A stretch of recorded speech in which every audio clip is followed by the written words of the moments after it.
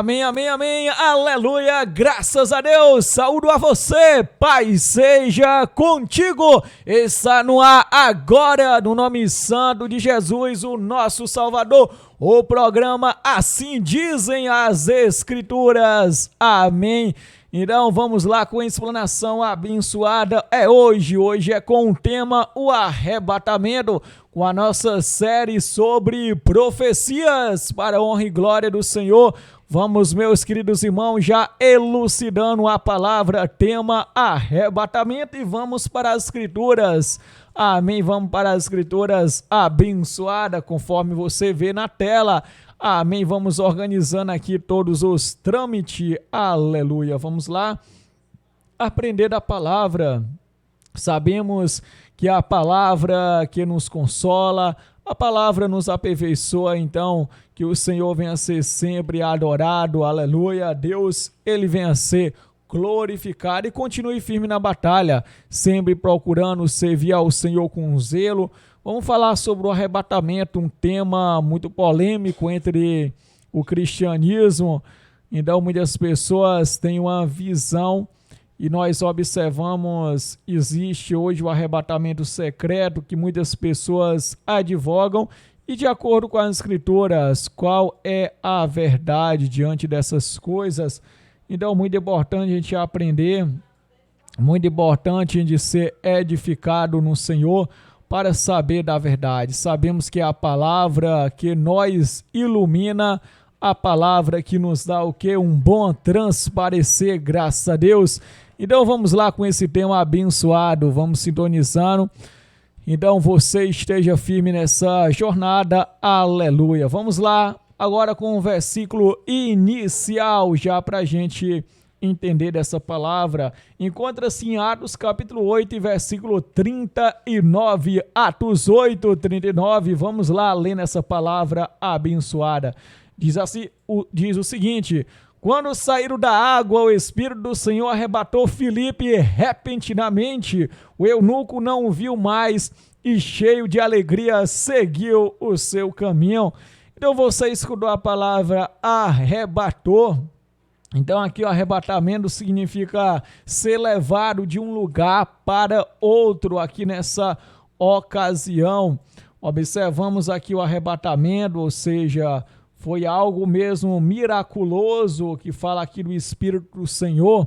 Então foi uma força sobrenatural, foi uma força não humana, então uma força espiritual que levou, dessa forma, nós vamos aqui dar continuidade, levou o nosso irmão Filipe, nós temos aqui o versículo 40, Filipe, porém, apareceu em Azoto e indo para Cesareia, pregava o evangelho em todas as cidades pelas quais passava. Então nós observamos pelas escrituras, aqui para você observar com muita clareza, as escrituras falam de arrebatamento. Arrebatamento, nós observamos o sentido ser levado de um lugar para outro. Então, nós observamos essa palavra ser arrebatado. E nessa situação de Filipe, trata-se de algo mesmo sobrenatural, de algo miraculoso, de algo não premeditável. Então, ali que aconteceu algo mesmo espiritual, algo que envolve poder, força, na qual Filipe ele encontrou-se em outro lugar, e é o que nós vamos aqui estudar sobre o arrebatamento. Preste muita atenção para você, dessa forma, entender com muita clareza. A próxima leitura encontra-se em 1 Tessalonicenses, capítulo 4, os versículos 13 a 17. 1 Tessalonicenses 4, 13 a 17. Mais uma vez, reforçando que eu estou lendo aqui na versão NVI, para você entender. Então vamos lá para as escrituras, para que possamos entender com muita clareza. Diz: irmãos, não queremos que vocês sejam ignorantes quanto aos que dormem, para que não se entristeçam como os outros que não têm esperança. Se cremos que Jesus morreu e ressurgiu, cremos também que Deus trará, mediante Jesus e juntamente com ele, aqueles que nele dormiram. dizemos a vocês pela palavra do Senhor que nós, os que estivermos vivos, os que ficarmos até a vinda do Senhor, certamente não precederemos os que dormem, pois dada a ordem, com a voz do arcanjo, o ressoar da trombeta de Deus, o próprio Senhor descerá do céu e os mortos em Cristo ressuscitarão primeiro. 17. Depois disso, os que estivermos vivos, seremos arrebatados juntamente com ele nas nuvens, para o encontro com o Senhor nos ares, e assim estaremos com o Senhor para sempre. Amém. Então seremos o versículo 17 é o principal, seremos arrebatados juntamente com eles nas nuvens. Eles quem? Os que morreram e ressuscitaram. Aqui trata-se dos ressurretos. Então, muito importante, nós observamos as pessoas que ressuscitaram, aqueles que tiveram um corpo dessa forma, um corpo ali transformado pelo poder de Deus, com base na ressurreição. Então nós temos aqui os que estiverem vivos vão nessa forma encontrar-se com aqueles que morreram e ressuscitaram. Então, muito importante nós observarmos o arrebatamento. Mais uma vez, a Escritura cita o arrebatamento. Então vamos aqui observar algo muito claro que a Escritura diz. E aqui para complementar, o versículo 18, console-se uns aos outros com estas palavras. Amém, graças a Deus. Muito importante essa palavra que só nos alegra, que nos consola, que nos dá o bom ânimo para nós exaltar esse Deus Todo-Poderoso. Então vamos lá com mais importantes versículos, graças a Deus. Então vamos lá acerca da doutrina do arrebatamento. Resumidamente, o que é a doutrina do arrebatamento? Você sabe o que é essa doutrina do arrebatamento? Então, em resumo, vamos aqui observar em resumo o que trata-se essa doutrina para você compreender. Então, vamos lá, muito importante, diz: o arrebatamento constitui a primeira etapa da segunda vinda de Jesus Cristo. Portanto, o arrebatamento consiste no encontro da igreja, que é a noiva, com Jesus, o noivo, nos ares. É o momento em que Jesus busca a sua igreja. Todos os que nele creem serão arrebatados, ou seja, desaparecerão da terra para viverem com ele nos céus até a segunda etapa da sua segunda vinda, o aparecimento glorioso. Os que defendem essa doutrina citam a passagem de 1 Tessalonicenses 4, 13 a 18. Então, nós observamos essa doutrina de arrebatamento. Então, aqui, somente para reforçar, todos os que nele creem serão arrebatados, ou seja, desaparecerão da terra para viverem com ele nos céus até a segunda etapa da sua vinda, o aparecimento glorioso. Amém? Vamos observar, isso tem base, isso é o que propaga-se no cristianismo. Essa é a doutrina chamada de arrebatamento. Vamos lá aqui para a outra questão. Graças a Deus, que a segunda diz: de acordo com a maioria das pessoas que advogam a doutrina do arrebatamento, o que acontecerá com a terra durante esse período? O que acontecerá com a terra? Vamos aqui, entenda bem. De acordo com a maioria das pessoas que advogam essa tese, após o arrebatamento haverá um grande caos na terra durante 7 anos. 3 anos e meio da falsa paz e 3 anos e meio de guerras, com o governo do anticristo, que é o líder político mundial, do falso profeta, que é o líder religioso ecumênico, e da besta, que é o Deus da religião do futuro. Esse período é chamado de grande tribulação. Após os 7 anos, Jesus voltaria novamente junto com os salvos para reinar no nosso planeta por 1000 anos. Após o milênio, irá acontecer o juízo final e a construção do novo céu e da nova terra, que é a nova Jerusalém. Então, você entendeu essa doutrina, esse ensinamento que nós temos no cristianismo. Então, vamos para as escrituras agora de forma fundamentada, de forma clara, de forma boa para você entender. Então, vamos aqui para as escrituras. na passagem de 1 Tessalonicenses 4, 13 a 18, Paulo relata alguma ida para o céu. Então, será alguma ida para o céu? Preste atenção. A passagem mais usada para tentar provar a doutrina do arrebatamento é 1 Tessalonicenses 4, 13 a 18. Então, nós observamos, ou seja, falar aqui, é muito importante que você entenda a verdade para que você venha ser cheio do poder desse Deus maravilhoso. Então, vamos lá para as Escrituras. Porém, ao lermos essa passagem, não encontramos fundamento de que aqueles que vão encontrar Jesus nos ares irão para o céu. Alguns advogam que quando Paulo diz, assim estaremos sempre com o Senhor, mostra que, como Jesus nos receberá nos ares, assim também estaremos para sempre com o Senhor. Mas aonde? Visto que receber nos ares não significa para o céu, o próprio Jesus afirma que para o céu ninguém foi. Vamos lá, João 3,13. Temos aqui João 3,13, para a gente entender essa palavra abençoada, para a honra e glória desse Deus Todo-Poderoso. E esse Deus que ele é majestoso diz o seguinte... João 3,13, ninguém jamais subiu ao céu, a não ser aquele que veio do céu, o Filho do Homem. Amém. Ninguém jamais subiu ao céu. Então, nós observamos aqui esse registro, diz, a não ser aquele que veio do céu, o Filho do Homem. Amém.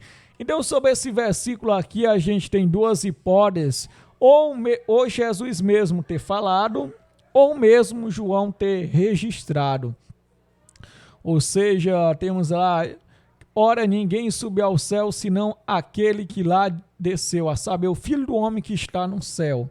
Então, assim, nessa versão, provavelmente tenha sido ali o nosso irmão João, na qual ele escreveu, Jesus ele já estando no céu. Ele diz que ninguém subiu ao céu, senão aquele que de lá desceu, a saber, o Filho do Homem que está no céu. Então, ele já estava no céu. Ou pode também o próprio Jesus, né, ele ter dito ali em outro sentido, ou seja, essa versão NVI, ela já coloca aqui o seguinte, a não ser aquele que veio do céu, o Filho do Homem. Então, muito importante a gente observar. Então, o importante é que ninguém subiu ao céu. Então, essa verdade é incontestável e nós vamos entender. Vamos aqui dar continuidade em nome de Jesus. É a quarta questão. Como podemos contradizer a questão 3? Então, vamos lá com mais versículo. Em nome de Jesus, vamos corroborar o entendimento para um bom aprendizado da palavra do Senhor nosso Deus. Vou deixar aqui já a questão no ponto, graças a Deus. Então, vamos lá. Então, preste bem atenção para você entender. Vamos lá. Estes ares em que Jesus nos receberá é o nosso céu, que é o céu da terra ou o céu atmosférico, e não o céu onde habita Deus. Existe diferença, pois temos o céu da terra, o céu galáctico e o céu onde habita Deus. Vamos lá, 2 Coríntios 12, 2 a 4. 2 Coríntios 12, 2 a 4. Graças a Deus. Vamos aqui sempre procurar zelar pela palavra do nosso Deus. Conheço um homem em Cristo que há 14 anos foi arrebatado ao terceiro céu. Se isso foi no corpo ou fora do corpo, não sei, Deus o sabe. E sei que esse homem, se no corpo ou fora do corpo, não sei, mas Deus o sabe, foi arrebatado ao paraíso e ouviu coisas indizíveis, coisa que ao homem não é permitido falar. Amém. Qual é esse céu aqui? Ele disse ao paraíso. Então ele cita aqui, ou seja, arrebatado ao terceiro céu. Nós observamos aqui pela análise aqui, terceiro céu, onde Deus habita. Então, a palavra ela fala céu e nós temos esses céus que as escrituras apresentam. Então, se a gente terceiro céu, então, pela lógica, né, aqui já entra a lógica, se é terceiro céu, então tem um primeiro e o segundo. Ou seja, se tem o terceiro, então tem um primeiro e o segundo. Muito importante. Então, a gente segue essa lógica matemática, que tem base na escritura também. A escritura segue uma lógica matemática também. Então vamos entender aqui o seguinte: terceiro céu. O primeiro céu, a gente imagina, o primeiro céu é evidente que é esse céu atmosférico. Então é esse céu atmosférico, o céu da própria terra, que a palavra mesmo já fala do céu da terra. E nós observamos o espaço, né, que já partimos aqui para um conhecimento maior, e já entrando ali na ciência, usamos o termo ali, conforme foi usado ali, galáctico. Então tem esse outro céu, e o céu é o trono de Deus. Muito importante. Vamos lá, vamos entender. Se isso for verdade, então Jesus voltará uma terceira vez. Então vamos lá. Isso é muito importante. Jesus, ele virá o quê? Segunda vez. Sim, é fato que ele veio a primeira vez. Veio a primeira, virá a segunda. Ele vem a segunda, e de acordo com muitos religiosos, ele vem a segunda, levará a igreja para onde? Para o céu. Fica lá na igreja. Eles falam lá das bodas do Cordeiro. Então tem tudo isso. Aí depois, passando ali 1000 anos, tem os da tese 1000 anos, outros da tese de 7 anos ou 3 anos e meio. Então existe essa divergência, e é interessante que nenhuma delas é certa. Os três coisas diferentes, mas nenhuma é certa. Então vamos lá, voltando aqui, o contexto vai lá para o céu, e Jesus ele vem para a terra. Se Jesus ele vem para a terra, é uma terceira vinda de Jesus, e a escritura não fala de uma terceira vinda. Mas o povo é muito esperto entre aspas, faz o quê? Não é a segunda etapa da segunda vinda. Então Jesus, a sua primeira vinda está tudo certo, e é certo mesmo.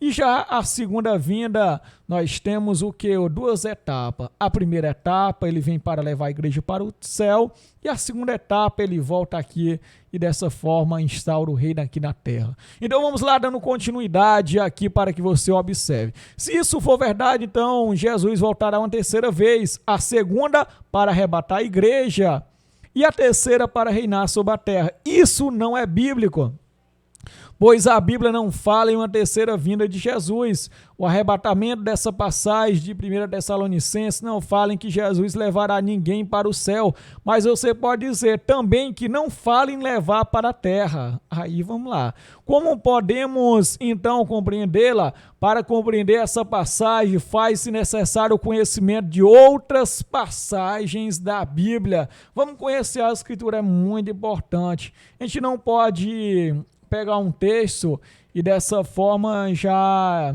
dizer ali, começar a afirmar assim alguma coisa. A gente tem que observar todo o contexto bíblico. Então vamos lá para o contexto bíblico. Temos aqui, vamos lá, aqui alguns pontos para você entender. O primeiro ponto, vamos lá. Saber que Jesus, quando voltar a essa terra, não retornará para o céu. Na profecia de Daniel 2, a pedra que é Jesus vem do céu e não retorna para lá, mas preenche toda a terra. Daniel 2, 34, 35 e 45. Vamos lá. Vamos lá aqui, Daniel, um grande profeta, graças a Deus. Vamos lá, Daniel 2, 34 e 35, em nome de Jesus, vamos entender.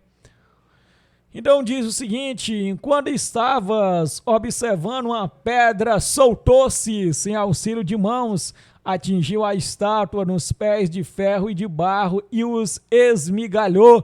Então o ferro, o barro, o bronze, a prata e o ouro foram despedaçados, viraram pó, como um pó que da debulha do trigo na eira durante o verão. O vento os levou sem deixar vestígio, mas a pedra que atingiu a estátua tornou-se uma montanha e encheu a terra toda.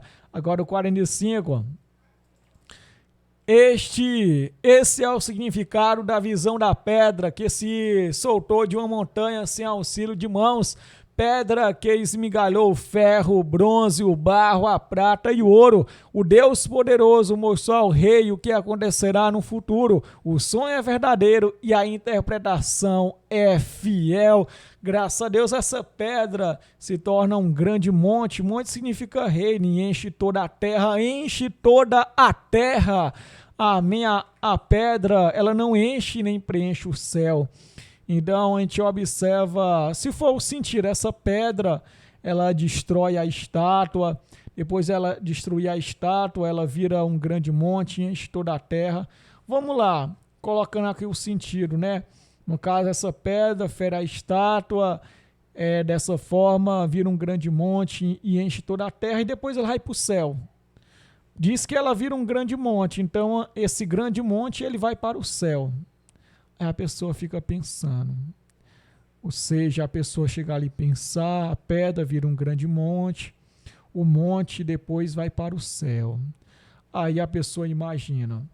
Então, nós observamos, diz que enche toda a terra, não cita o céu. Então, a terra que é preenchida, Jesus, ele é o Messias.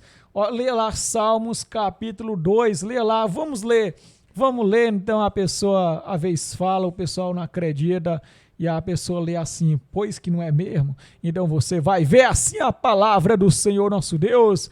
Então vamos lá, vamos ler todo esse salmo aqui. Então, graças a Deus, diz mais, porque se amontinam as nações e os povos tramam em vão, os reis da terra tomam posição e os governantes conspiram unido contra o Senhor e contra o seu ungido e dizem, façamos em pedaço as suas correntes, lancemos de nós as suas algemas. Do seu trono nos céus o Senhor pôs-se a rir, caçoa deles. Em sua ira os repreende, em seu furor os aterroriza, dizendo, eu mesmo estabeleci o meu rei em Sião, no meu santo monte. Proclamarei o decreto do Senhor, ele me disse, tu és meu filho, hoje te gerei. Pede-me, te darei as nações como herança e os confins da terra como tua propriedade. Tu as quebrarás com vara de ferro e as despedaçarás como um vaso de barro. Por isso, ó reis, sejam prudentes e aceitem a advertência. Autoridades da terra, adorem ao Senhor com temor, exultem com tremor. Beije o filho para que ele não se ire e vocês não sejam destruídos de repente, pois um instante acende-se a sua ira, como são felizes todos os que nele se refugiam. Amém, graças a Deus, como nosso Deus é lindo, exuberante, tão grandes promessas. Damos continuidade, nós temos o ponto 2, Jesus virá e colocará seus pés sobre o Monte das Oliveiras, Zacarias 4:4. Onde está o Monte das Oliveiras? No céu ou na terra? Responda, o Monte das Oliveiras está onde? Zacarias 14:4. Então vamos aqui, Zacarias 14:4. Então, se você pode dizer assim, é cada pedrada. Então, não, a palavra do nosso Deus, ela não dá pedrada de jeito nenhum. É o pessoal que acha que é pedrada, mas não é. Então, preste atenção, naquele dia, os seus montes estarão sobre o Monte das Oliveiras, a leste de Jerusalém, e o monte se dividirá ao meio, de leste a oeste, por um grande vale. Metade do monte será removido para o norte, a outra metade para o sul. Naquele dia, os seus pés estarão sobre o Monte das Oliveiras. Amém, os seus pés. Jesus vai pisar nessa terra. Então, eu já escutei uma pessoa dizendo, Jesus nem pisar nessa terra vai. Vai sim pisar. A pessoa diz, porque essa terra está cheia de pecado. Sim, a terra está cheia de pecado, mas Jesus não tem pecado. O pecado não é vírus, ou seja, uma pessoa passa para outra. Então, se eu estou perto de um pecador, aí eu vou pegar o pecado dele. Não é assim, não. Então, a pessoa tem que ter juízo, pensar bem as coisas. Jesus vai pisar nessa terra e continua santo, e ele vai tirar o pecado. Então, graças a Deus, vamos aqui dar continuidade. O terceiro ponto, se Jesus vier e levar a igreja para o céu, deixando a terra só com os ímpios, não se cumprirá a parábola do trigo e do joio. Os anjos arrancarão da terra o joio, para que arrancar o joio, se o trigo vai para o céu. A parábola é explicada pelo próprio Jesus, o que diz que o campo é o mundo, que é a terra, e que o joio ímpio será dela arrancado, o trigo santo permanecerão nela para sempre. Vamos lá, Mateus 13:36 a 43. Mateus 13:36 a 46, muito importante, ou melhor, a 43, Mateus 13:36 a 43. Vamos para as escrituras, muito importante que a gente observe como é a palavra do Senhor. A palavra é a verdade. a palavra ela se manifesta. Então, graças a Deus, diz aqui o seguinte: então ele deixou a multidão e foi para casa. Seus discípulos aproximaram dele e disseram: explica-nos a parábola do joio no campo. Ele respondeu: aquele que semeou a boa semente é o filho do homem. O campo é o mundo, a boa semente são os filhos do reino, o joio são os filhos do maligno. E o inimigo que semeia é o diabo. A colheita é o fim dessa era, e os encarregados da colheita são anjos. Assim como o joio é colhido e queimado no fogo, assim também acontecerá no fim desta era.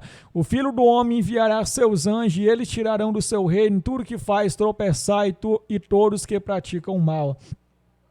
Amém, muito importante. Vamos lá aqui reforçar o versículo 41. O Filho do Homem enviará os seus anjos e eles tirarão do seu reino. Onde é o reino? Eles tirarão do seu reino tudo que faz tropeçar e todos que praticam o mal. Amém. E todos os que praticam o mal. Onde é que tem tropeço e onde é que tem mal? Na terra. Jesus ele vai tirar do seu reino. Por enquanto o reino de Jesus tem isso, mas ele vai tirar para dar um reino de paz. Então é nessa terra.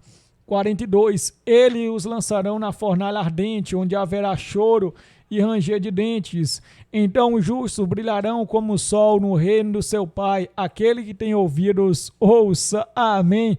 Graças a Deus. Ô palavra abençoada. Uma palavra que nos consola. Você observa como a Escritura se complementa, nos fundamentando na verdade. Então essa é a verdade. E nós temos que ter sinceridade para aceitar a palavra do Senhor. Aceitar com sinceridade, com firmeza, sempre adorando o nosso Deus que é bom e maravilhoso, esse Deus que é majestoso, a Ele toda honra, glória e adoração. Nós damos continuidade. Amém. Então nós temos aqui a quinta questão: como entender que encontraremos com o Senhor nos ares e assim estaremos sempre com o Senhor? Isso nada mais é do que o cumprimento da parábola do trigo e do joio. Os anjos virão e arrancarão da terra o joio, que são os ímpios, e separarão o trigo, que são os santos. Irão colocar os santos aonde? A encontrar o Senhor nos ares, e depois descerão com o Senhor sobre a terra e reinarão com ele. Mateus 13, 24. Então essa é a verdade, com certeza essa é a verdade da palavra. Então diz aqui, 24, Jesus lhes contou outra parábola, dizendo: o reino do céu é como um homem que semeou a boa semente em seu campo. Graças a Deus. Tem uma sexta questão: o que podemos dizer em relação à terra ficar vazia? Nós temos aqui uma teoria que diz que a terra ficará vazia durante o período de 1000 anos. Então vamos aqui ler o seguinte: os que difundem a doutrina do arrebatamento dizem que a igreja será levada para o céu, ficando a terra vazia. Então, como fica a profecia de Isaías 24:6? E poucos homens estarão. Então, vamos lá, ler Isaías 24. Então, a gente prova aqui pelas escrituras, para que você entenda essa palavra abençoada. Isaías 24, entenda, abra os seus ouvidos em nome de Jesus. Eu vou ler aqui do versículo 3, amém, até o versículo 6. Essa leitura aqui para você entender, já deixar aqui marcado, diz: a terra será completamente arrasada e totalmente saqueada. Quem falou essa palavra foi o Senhor. A terra seca-se e murcha, o mundo descia e murcha, definham os nobres da terra. A terra está contaminada pelos seus habitantes, porque desobedeceram às leis, violaram os decretos e quebraram a aliança eterna. Por isso a maldição consome a terra e o seu povo é culpado. Por isso os habitantes da terra não são consumidos pelo fogo ao ponto de sobrarem pouquíssimo. Amém. Então sobrarão poucos homens. Então a profecia, para que você entenda, nós temos Isaías 45, 18, mais uma outra importante profecia, graças a Deus, vamos entendendo aqui da palavra do nosso Deus. Então vamos sempre adorando esse Deus todo-poderoso. Diz: pois assim diz o Senhor, que criou os céus, e Ele é Deus que moldou a terra e a fez. Ele a fundou, Ele não a criou para estar vazia, mas a formou para ser habitada. Ele diz: eu sou o Senhor a nenhum outro. Amém? Deus criou a terra o quê? Para ser vazia? Não. Por que o pessoal diz que a terra vai ficar vazia? Não vai ficar vazia. Ele criou a terra para ser habitada. Vamos lá, questão 7. Vamos saber qual o conceito de arrebatamento. Arrebatamento quer dizer levar para longe de súbito. Quando a Bíblia menciona texto sobre arrebatamento, não quer dizer que a pessoa morreu e foi para o céu. Como vimos, o arrebatamento significa que a pessoa foi transportada para outro lugar. Nós temos aqui uma leitura, Atos 8. Graças a Deus, nós fizemos aqui a leitura em Atos 8. Ou seja, mais uma vez aqui para reforçar essa palavra abençoada. Nós observamos como as escrituras são verdadeiras, para a honra e glória do Senhor nosso Deus. Então vamos aqui pegando, somente para reforçar, graças a Deus. Amém, então, graças a Deus. Vamos lá aqui ler o versículo 38 em sequência, graças a Deus. Diz aqui o 38. Assim deu ordem para a carruagem. Então Filipe e o eunuco desceram à água e Filipe o batizou. Quando saíram da água, o Espírito do Senhor arrebatou Filipe repentinamente. O eunuco não o viu mais e, cheio de alegria, seguiu o seu caminho. Filipe, porém, apareceu em Azoto, indo para Cesareia, pregava o evangelho em todas as cidades pelas quais passava. Amém. Então, o arrebatamento é isso, ser levado de um lugar para outro, é o que as escrituras dizem. Então, que o Eterno de Israel lhe abençoe, venha encher você de conhecimento, de sabedoria, continue firme, sempre aprendendo da palavra do nosso Deus. Deixa a minha oração, Pai seja convosco.